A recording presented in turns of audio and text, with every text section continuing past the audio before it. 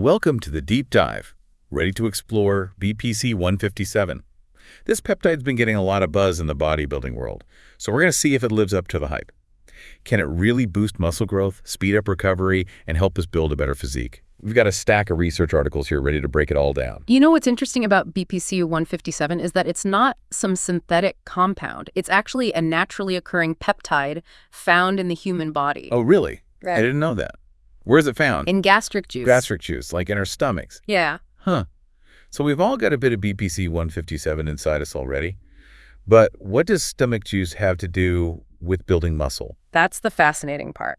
While it's present in the gut, research has shown that BPC 157 can accelerate healing in various tissues throughout the body. Like what kind of tissues? Tendons, ligaments, even muscle tissue. Okay, so it helps muscles recover faster. That's got to be a game changer for anyone hitting the gym hard, right? Absolutely. Less downtime between workouts, potentially faster progress. That makes sense.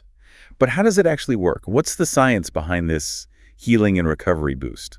Well, the exact mechanisms are still being studied, but research suggests BPC 157 is a real multitasker.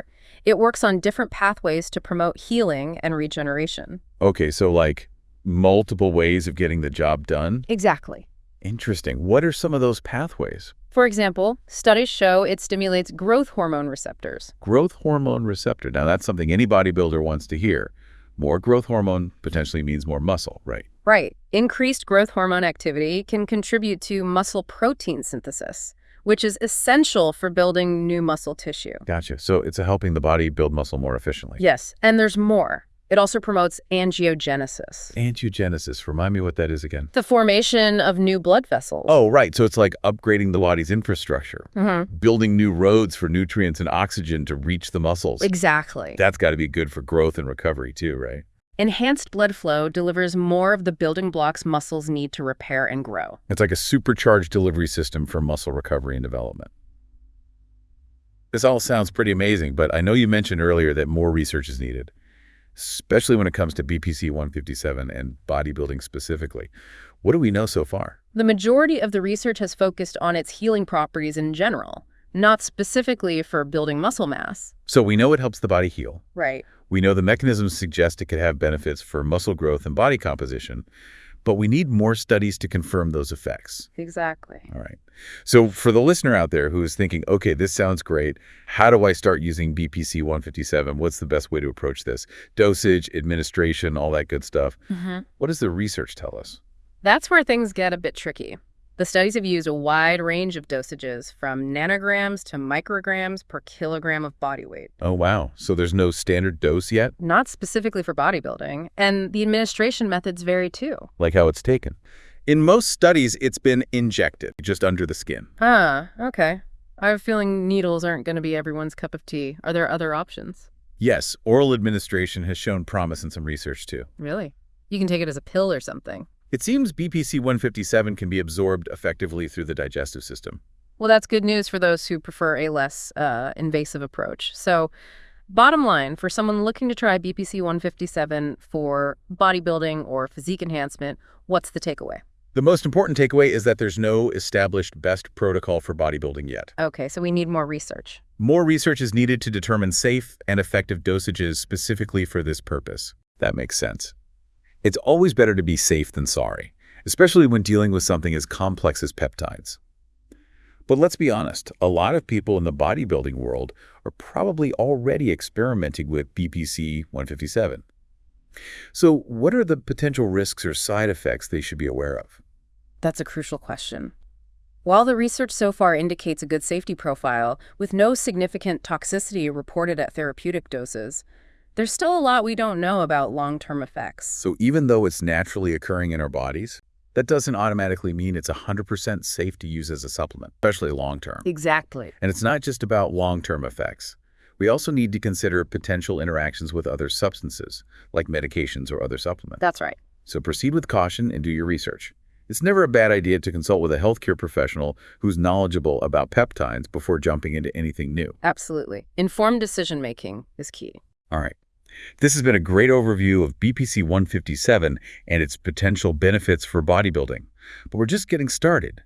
In the next part of our deep dive, we'll explore the possibilities of combining BPC 157 with other supplements for synergistic effects.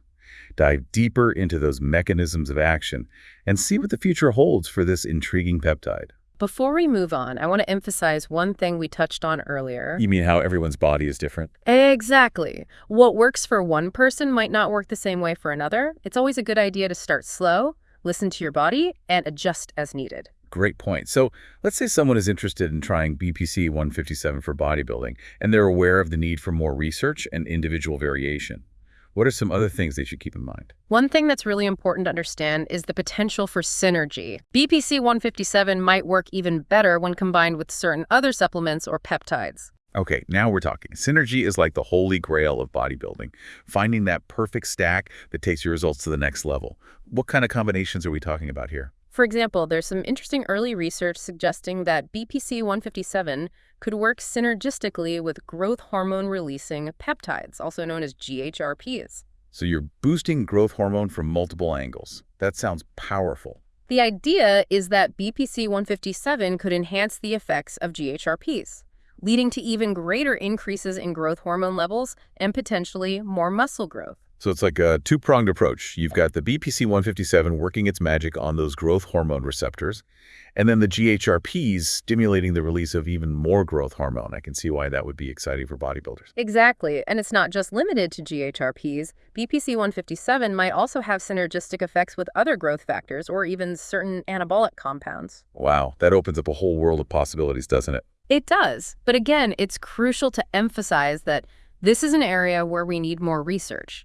We don't yet have clear guidelines on the best combinations or dosages for maximizing these synergistic effects. Right, so a lot of it is still trial and error at this point.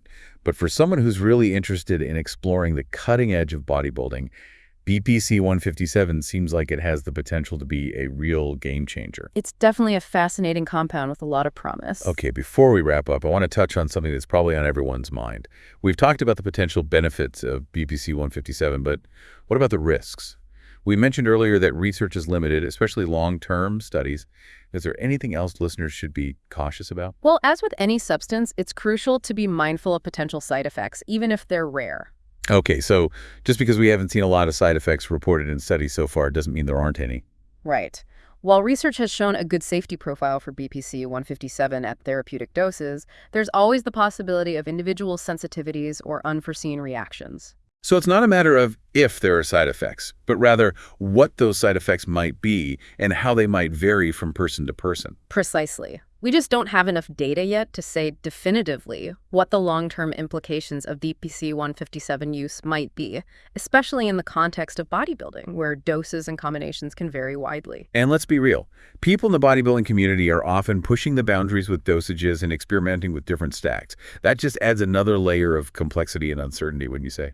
Absolutely. That's why responsible use is so important. It's about being informed, listening to your body, and not assuming that something natural is automatically risk-free. Great advice. Now, I know we've thrown a lot of information out there. What are some key takeaways for listeners who are seriously considering adding BPC 157 to their bodybuilding regimen? The most important thing is to do your research. Don't just rely on anecdotal evidence or forum posts. Look for reputable sources of information, scientific studies, and expert opinions. So basically, don't believe everything you read online. Exactly. And don't be afraid to ask questions. Consult with healthcare professionals who are knowledgeable about peptides and performance enhancement. Okay, research and consult with experts. What else? Start low and go slow. Don't jump into high doses right away. It's better to err on the side of caution and gradually increase the dosage as needed while paying close attention to how your body responds. Great point. It's like anything else in fitness. You don't start by lifting the heaviest weights right away. You build up to it gradually. Exactly. And finally, remember that BPC 157 is not a magic bullet. It's not going to suddenly transform your physique overnight. It's a tool that, when used responsibly and in conjunction with a solid training program, proper nutrition, and adequate rest, could potentially enhance your results. So it's about taking a holistic approach to bodybuilding. BPC 157 may be a piece of the puzzle, but it's not the whole picture. That's right. It's about optimizing all aspects of your training and recovery to achieve your goals in a safe and sustainable way. This has been an incredibly informative deep dive so far. We've learned about the potential benefits of BPC 157 for muscle growth, recovery, and even synergy with other compounds. But there's still so much more to explore. Yes, there is. In the final part of our deep dive, we'll delve into the fascinating world of BPC 157's mechanisms of action, uncover the latest research, and explore what the future holds for this intriguing peptide. Stay tuned, folks, because we're about to go even deeper. Let's talk about those mechanisms of action. We touched on them briefly before, but understanding how BPC 157 works at the cellular level can give us a better appreciation for its potential benefits. Yeah, okay. Break it down for us. What's happening in the body when BPC 157 enters the picture? One of the key pathways it influences is the FAK-Paxilin pathway.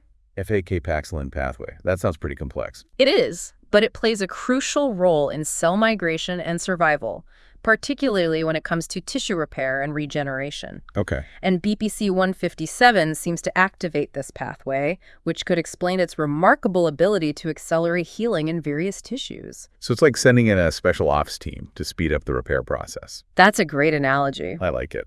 BPC 157 also modulates nitric oxide production. Nitric oxide. Now, that's something I've heard of. It's a vasodilator, right? Helps with blood flow. Exactly. By influencing nitric oxide levels, BPC 157 could further enhance blood flow to muscles, delivering nutrients and oxygen more efficiently. Right, right. And remember we talked about angiogenesis, the formation of new blood vessels. Yeah. BPC 157 promotes that too. So it's like a triple threat for improving blood flow, which, as we know, is essential for muscle growth and recovery.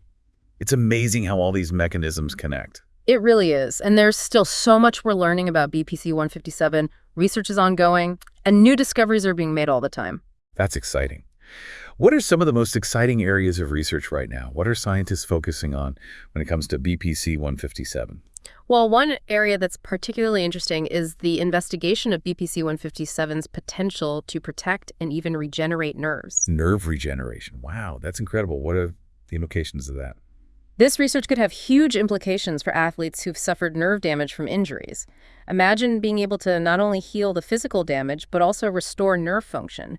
That could be a game changer for recovery and long-term athletic performance. That's mind-blowing. It seems like BPC 157 has the potential to go far beyond just muscle growth and recovery. It does. It's like we've uncovered this incredibly versatile tool, and we're just beginning to explore all its potential uses. That's a great way to put it. So where do we go from here? What's the future of BPC 157, especially in the realm of bodybuilding? What would you like to see happen in terms of research? More long-term studies on human subjects are crucial. We need to see how BPC 157 affects muscle growth, body composition, and overall health over an extended period. Yeah, long-term studies are always important. Exactly. And I'd love to see more research on those synergistic effects we talked about. What are the best combinations of BPC 157 with other peptides, growth factors, or even traditional supplements? How can we optimize these stacks for maximum benefit? Those are questions that I think will drive the future of BPC 157 research. It sounds like we're on the cusp of a new era in bodybuilding, where we can use these cutting-edge peptides to fine-tune our training and recovery in ways we never thought possible. It's both exciting and a little daunting, wouldn't you say? It is. But as with any new frontier, it's crucial to proceed with caution, stay informed, and make responsible decisions. Couldn't agree more. This deep dive has been an incredible journey into the world of BPC 157. We've covered a lot of ground, from its potential benefits for muscle growth and recovery to its fascinating mechanisms of action and the exciting possibilities for the future. It's been a pleasure exploring this with you. Thanks for joining us on this deep dive into the science of BPC 157. Remember, knowledge is power. The more you understand about the tools at your disposal, the better equipped you'll be to make informed decisions about your bodybuilding journey. Stay tuned for more deep dives into the world of fitness and performance enhancement. Until next time, keep learning, keep growing, and keep pushing your limits.